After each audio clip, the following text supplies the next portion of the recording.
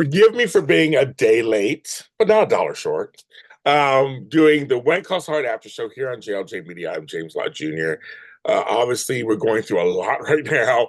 I've taken in some relatives who have lost their homes, a couple of cousins. So I am dealing with that right now at the same time. But I did watch our show and I loved it, and it was wonderful, and it was a nice, lighthearted episode that pushed story forward too. But it was like I had some laugh out loud moments. I'm so happy. But first, I want to say hi to all the Hardys. Hello, you guys. Thanks for all your messages and support. And I know there's some Southern California Hardys out there, so I know you're going through what I'm going through on some level. But the ones outside of Southern California, I want to thank you for all the messages. All my friends and family outside of California who's been messaging me and asking me what can they do? Pray first. If you're praying, people always say pray first. We'll take that. We're still in it. It's not over, and it's hard seeing tragedy around you at the same time. One of your tragedy is going to hit you next because the fires are not all contained. They're not. It's not. So we're working it out, and everything's been postponed and canceled, and it's a lot of stuff going on. It's a lot for us down in Los Angeles, but people in LA are coming together. I love it. I love it. It's a beautiful thing. I'm seeing it. So no matter what you're reading anywhere else, we are coming together. We are coming together. We are showing up for each other. We're showing up for each other. And we LA is seriously it's coming together. Um all the donation sites, most of them are full. See, it's a good thing. So they're saying call first if you find, because I've been posting on my social media different places you can give, but call first. They may be full, they may be filled up. So it's like you have to make sure. So what I've been doing, and so folks, some people have asked me if they can help me and all, and what I've been doing is people have been donating money to me. I have PayPal, Zelle, Cash App, and Venmo. I can always give you the information if you DM me. And I was able to buy cases of water. My cousins who are displaced who are staying with me, I by getting them gift cards. I actually got a couple of gift cards at Christmas, like to Nordstrom. I was like, "You guys take them. I don't need any. I am blessed beyond belief. I don't need any more clothes." So I give it to them. But I was able to go. Someone sent me money, and I was able to go and buy gas cards. So these are also suggestions for you if you want to help anybody, not me, or you want to help other people. They need gas cards. I went and got $100 in Metro passes. So I have friends who like the Metro, and so either their cars got burnt up or else they need transportation. So it's like I was passing those out. Cards for toiletries. Like people need underwear and socks and toothpaste, and I got a lot of hair care products because I have wonderful folks like Miss Jessie's who always give me products. So I've been passing some of those out to my ladies who are displaced, who lost their stuff. So I've been cooking for people. I've been like, come on in, take a shower, collect yourself, cry on my shoulder, kind of thing. So that's what I've been doing. So I guess that's if you, like I said, if you want to give anything to me because you know who I am or whatever, DM me, message me. I will give you my whatever information you need. I have PayPal, I have Zelle, whatever. If you want to, just if you want to. People have been asking me. That's what I've been. I've been paying it forward, just kind of like as I'm still cleaning up my yard. After I'm done with this, I'm gonna go back outside, and it's been a 3-day project so far. I'm out there trying to get my garden back together, and tomorrow's a trash day for me. So I'm just trying to, you know, get that all in order. Yes, but the weather is so far it's really nice. The winds have died down. I'm looking outside right now. You can't see I'm looking outside. It's actually 65 degrees, so it's not that bad here. Just keep your fingers crossed. But thank you everybody who's checked in and done that. But think practical. Think practical items. I say things for practical items. You want to help people out here. This is going to go on for a while. I mean, I don't think it's going to end tomorrow. I wish it would, but it's not going to be. Even after that, we have to rebuild. And LA will rebuild. We will. We're strong. I also want to say happy birthday to Javen Nat, who, of course, we saw him in this episode. He didn't get any lines, but we saw him. So he's still there, and he's a young man. He's a young man now. It's crazy talk. He's a friend of the show. We've known since he was a kid. And see some of those people, some of the kids grow up. It's just it's amazing, like in real life. And I would give a shout out to my daughter who turned 36 this week, and my grandson Preston who turned 2. They're a day apart. They're mother and son, but a day apart. And I couldn't go see them because of the fires, so I couldn't leave. So I am. We did video, but I'm devastated that I couldn't be there for their birthdays. They understand, of course, but I'm going to try to see them after we get some semblance of notice. I hate being separated from my kids and grandkids. But so you guys know how that is. So to them, we'll give a shout out to them too. Um, okay. Now let's get to the episode itself. It's episode 2 for season 12. I keep saying season 12. I can't believe that. I want to thank you guys for loving my first episode. I got great responses. Thank you so much. And I think I want to clear one. Before I want to clear one thing up because I think one person I wasn't sure if they were mad at me or they didn't really watch my episode or whatever. I just said it's a Jack heavy episode, which it was, meaning in a good way. If you watched or listened to the show, I praised the whole thing. But Jack heavy meaning it was Jack heavy, little Jack, big Jack. Oh, it was Jack heavy. So I hope people did get. I think I enjoyed it. I was happy. So okay, so this episode, of course, now you know this is right up my alley, kids. It is producing a radio show. I'm like, this is what I wish I was back there helping Rosemary. You know, Rosemary's my character. I wish I could go back and help her. I love that her and Ned produce it and do it together.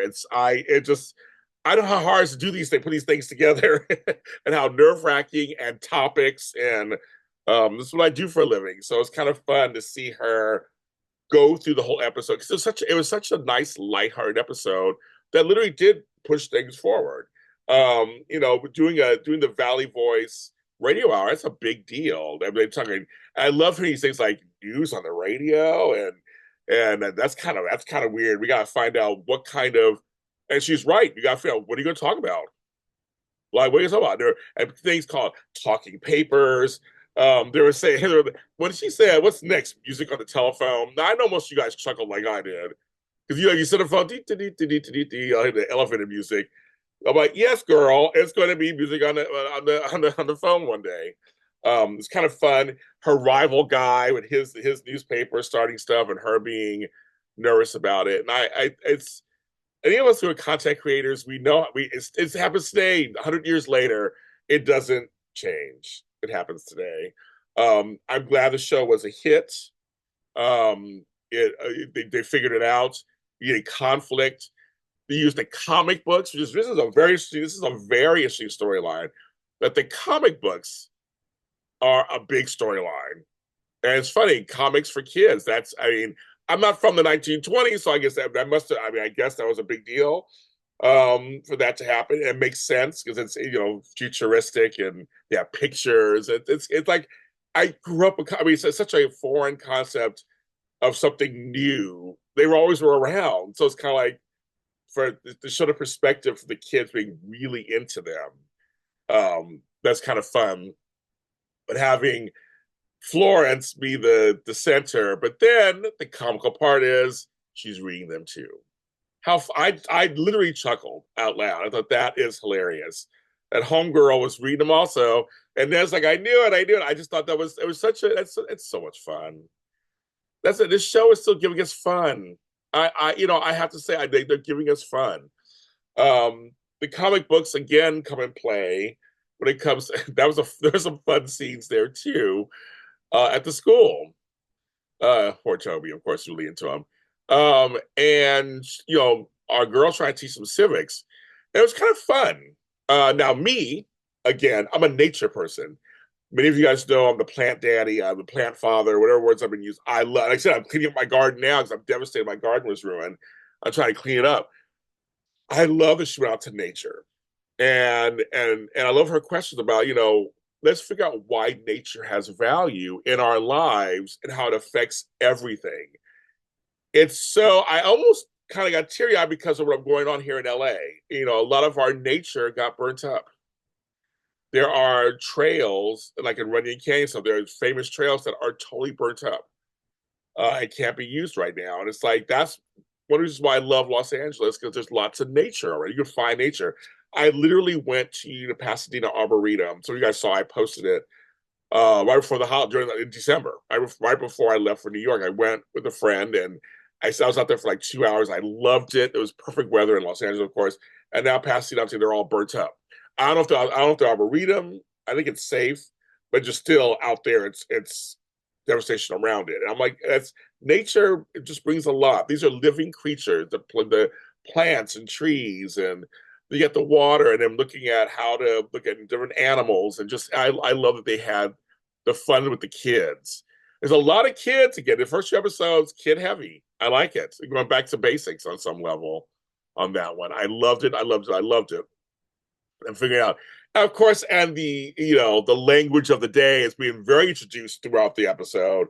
But when it gets to the cat's pajamas, you're the cat's, but I was like, oh my God, that is so I love sayings. I say sayings all the time. My kids and grandkids and fans laugh when I say, cheese and crackers and all these things. I love sayings. I do. I love those things. So that's me also. So that was a fun storyline, and also showing us what a great teacher she is, and what that is also. Then we also have the beginning of Mei Su and Hickham's marriage, the comical beginning of them fake smiling as they return about how they had a great time. I'm like, something wrong. There is something going on. It doesn't sound right. And then it be revealed to themselves, the audience, that everything went wrong. Like everything he did went wrong. And it was like, oh, poor those two. But when they went back to his house and saw it was a mess, I just started laughing. And I think was that a rat? I don't know what was in there. I was like, I jumped. When they jumped, I jumped. I was like, what the hell was in there either? That was hilarious. And the new marriage thing. Here we go. We got a new marriage. We're seeing different kinds of marriages. Lee and Rosemary to me are the best. But we're seeing different kinds of marriages. And we're seeing, we've seen the Yost, and they got all their stuff there too. But now we're seeing these two navigate their way, and they're both just tired. They love each other, but they're tired. And the whole thing about who left their window open, can we all not relate to that? Or can we all relate to that? Right? I would say not. We can all relate to that. And the whole adage, it's almost like the happy life thing. But I love when homegirls say, do you want to be right or do you want to be happy? And that's, compromise. Again, timely, news, timely issues. They're just universal. They go forever.